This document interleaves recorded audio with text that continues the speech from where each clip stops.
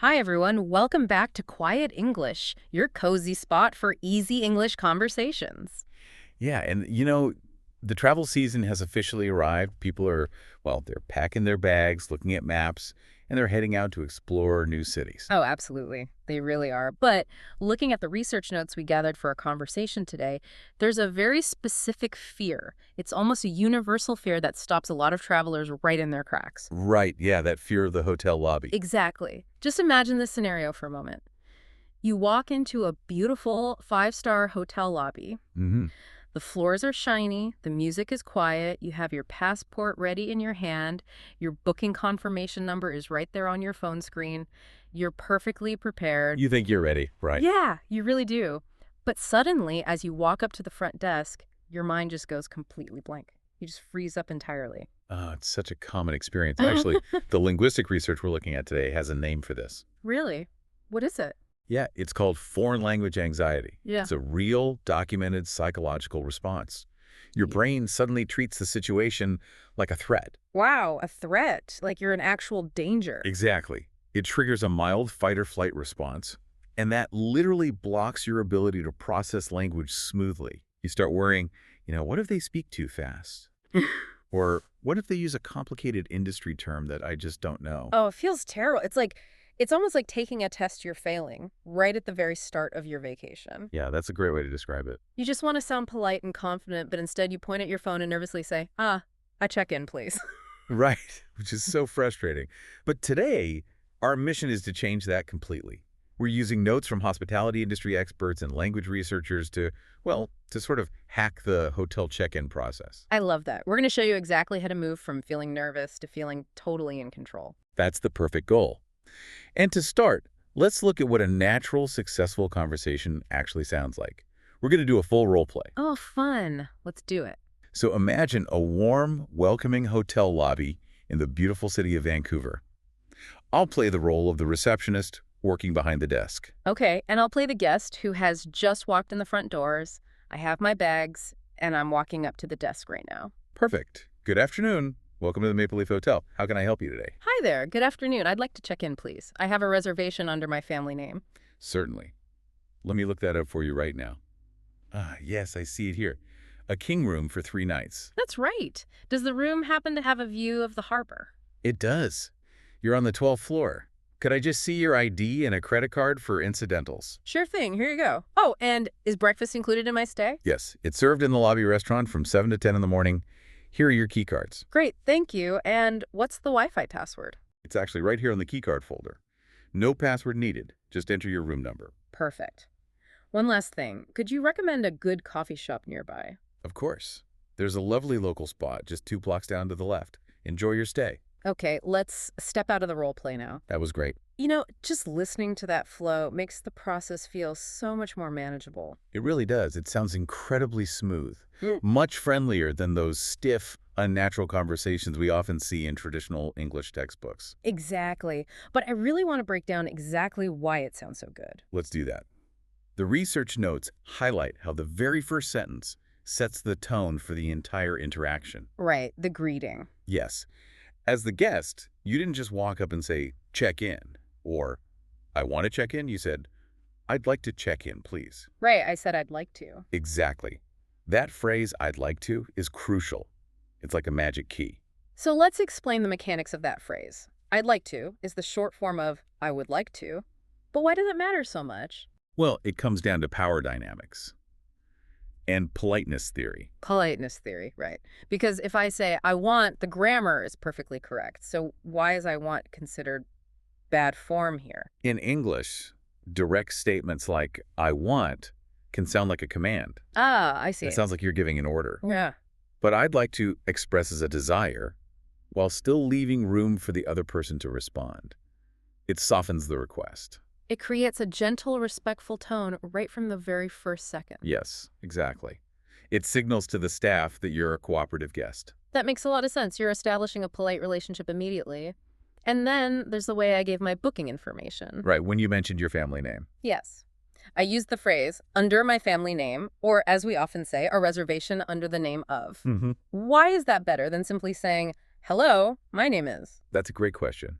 It's really about understanding the cognitive load of the hotel staff. What do you mean by cognitive load? Well, when you say, "My name is," you're making a personal introduction.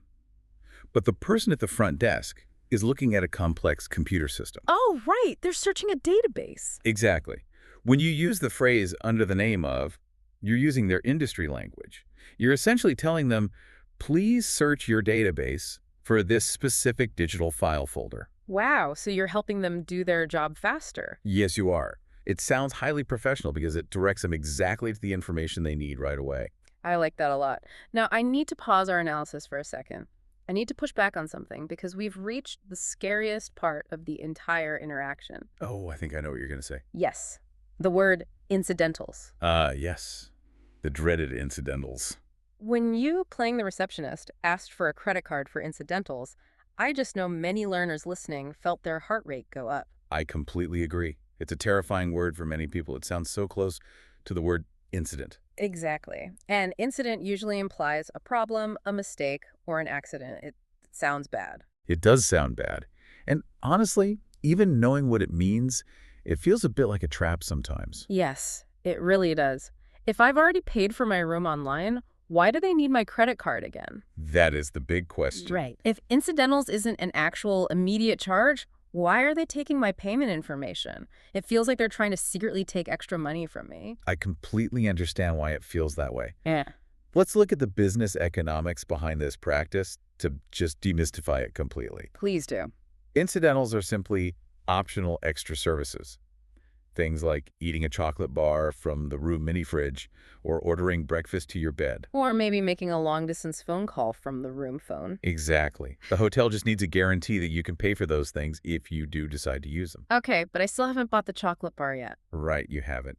Think of it exactly like a security deposit when you rent an apartment, but just for a 24-hour period. Oh, a security deposit. That makes sense. Yeah, it's like an escrow account. The hotel puts a temporary hold on a small amount of money on your card. They don't actually take the money. So if I check out and I didn't eat the chocolate bar or use the room service, what happens? That hold simply disappears. It's just a safety measure for their business. That analogy helps so much. It's just a temporary security deposit. So for our listeners, the key takeaway is, please don't panic. Don't panic at all. When you hear the word incidentals, just hand them your card with a smile. They aren't accusing you of anything, and they aren't charging you extra. Precisely. Now, moving to the next part of our dialogue, you used a phrase that our hospitality notes highlight as a favorite among front desk staff. Oh, which one was that?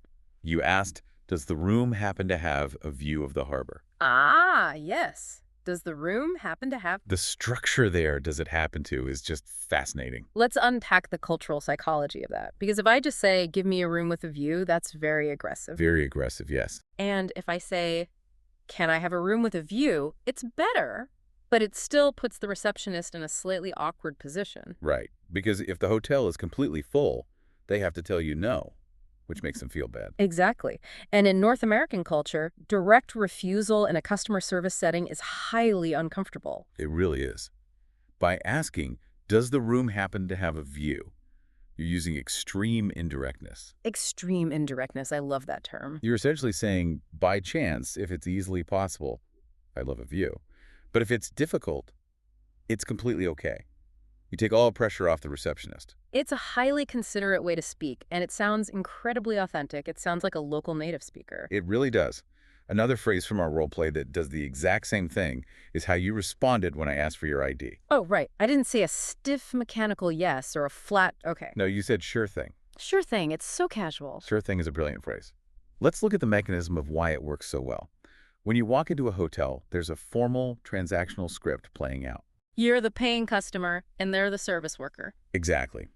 But when you say sure thing, you break that formal script. You trigger a peer-to-peer psychological response. Oh, I see. You're speaking to them like a friend or an equal. Yes, which immediately warms up the interaction. It turns a mechanical business transaction into a real human connection. It does. And after you establish that warmth, notice how simple the rest of the questions were. That's true. I just asked, what's the Wi-Fi password? And is breakfast included? I didn't try to build long, complex, advanced sentences. Because you don't need to.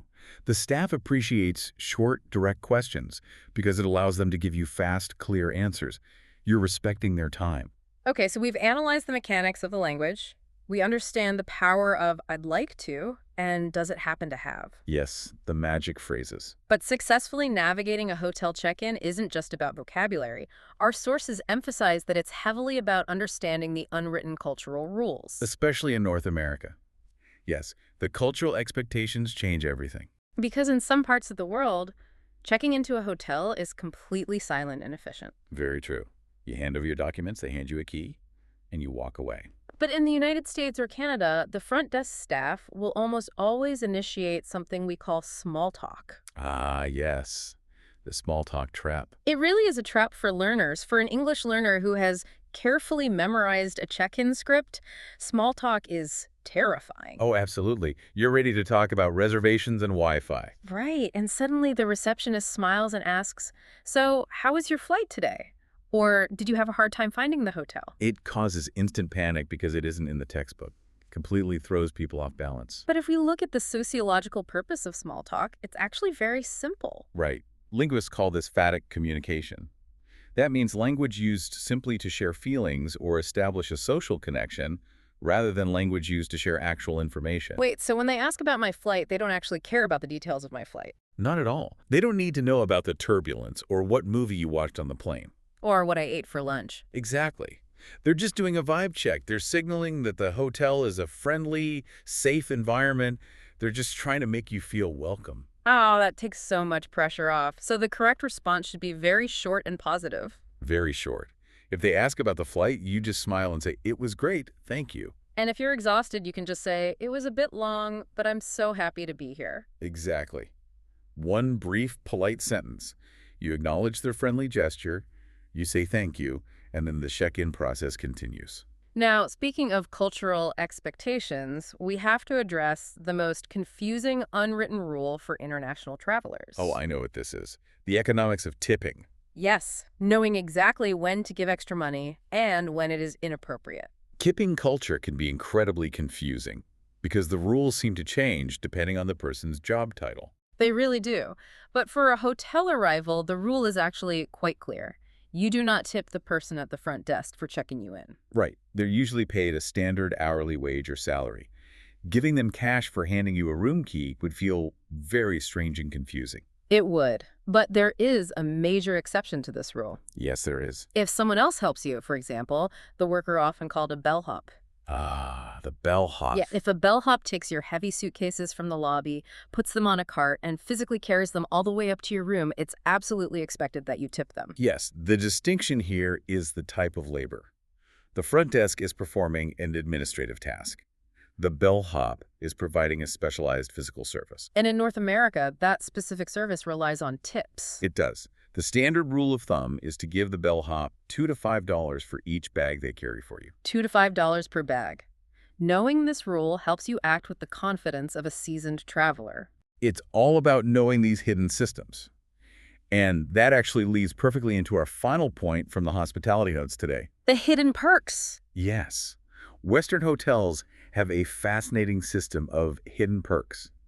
There are items available to you that are deliberately not placed in your room. This is one of the most useful secrets of the hotel industry. So often, travelers open their suitcase late at night and realize, "Oh no, I forgot my phone charger." Or, "I didn't pack a toothbrush." And they panic, thinking they need to wander around a strange city in the dark to find a store. But they don't have to. Our industry notes explain that nice hotels intentionally keep a large supply of extra items behind the front desk. We're talking about toothbrushes, shaving cream, sewing kits, electrical adapters, slippers, and even large umbrellas. But why do they hide them? Why not just put a toothbrush in every single bathroom automatically? It comes down to business economics and environmental impact. If they put a toothbrush in every room, thousands of them would be wasted or thrown away by guests who brought their own. That makes sense. It costs the hotel too much money, and it generates too much plastic waste. So they keep them hidden at the desk, but they're more than happy to give them to you for free if you just ask. And this is exactly where you can practice the new language skills we discussed today. You can walk up to the desk and use our extreme indirectness strategy. Exactly. You simply say, "Excuse me, do you happen to have an extra phone charger?" Beautiful. You use the polite magic phrases. The staff's primary goal is to make your stay comfortable. By asking politely, you make their job easy, and they get to solve a problem for you. And the worst thing they can say is no. But almost every time they'll smile and say, sure thing, and hand you exactly what you need. Well, we've really covered a lot of ground in our exploration today. We certainly have. We've looked at the psychology behind foreign language anxiety. We've broken down the mechanics of polite phrases like I'd like to and under the name of. We've solved the mystery of the security deposit for incidentals. And we've navigated the unwritten rules of small talk and tipping. When you understand the reasons behind the rules, the hotel lobby really stops feeling like a scary test. You realize that the front desk staff are just human beings following a system. And now you know exactly how that system works. You're completely in control. Absolutely. So here's our challenge to you, the listener. On your very next trip, step up to the front desk and consciously try using one of these strategies. Try saying, I'd like to, instead of I want. Try asking, does the room happen to have, and pay close attention to how the staff reacts to you. Notice how breaking that stiff mechanical script makes you feel more relaxed and confident. I highly recommend trying it. And before we finish our conversation today, I want to leave you with one final, slightly provocative thought based on everything we've discussed. Oh, I like provocative thoughts. What is it? Well, we spent a lot of time analyzing how polite human connection, like small talk and gentle phrasing, makes the hotel experience better. Right. It gets you better service, hidden items, and maybe even a room upgrade. Exactly. But the hospitality industry is changing rapidly. Many hotels are moving toward automation. Oh, automation. Yes, they want you to check in on an app, use a mobile key on your phone, and walk straight to your room without ever speaking to a human being at a front desk. Oh, wow. Well, I guess that completely removes the language anxiety we talked about. You wouldn't have to speak English at all. Exactly. But it raises a big question for us to think about. If we completely eliminate the front desk conversation to avoid the anxiety, what else are we losing? That's a great point. If there's no human small talk, does the art of the polite negotiation disappear entirely? And if it does, what happens to the unexpected room upgrades, the warm local recommendations, and all those hidden perks? That's a fascinating question to consider. Are we trading human connection for digital convenience? Definitely something to think about the next time you book a room. Absolutely. Thank you so much for joining us for this cozy exploration today. It's always a pleasure to learn and analyze these everyday moments with you. It truly is. If you found these insights helpful, please remember to subscribe. It helps us keep this quiet, educational space going for everyone. Have a wonderful week. Happy travels and even happier English learning. Bye-bye for now. Take care.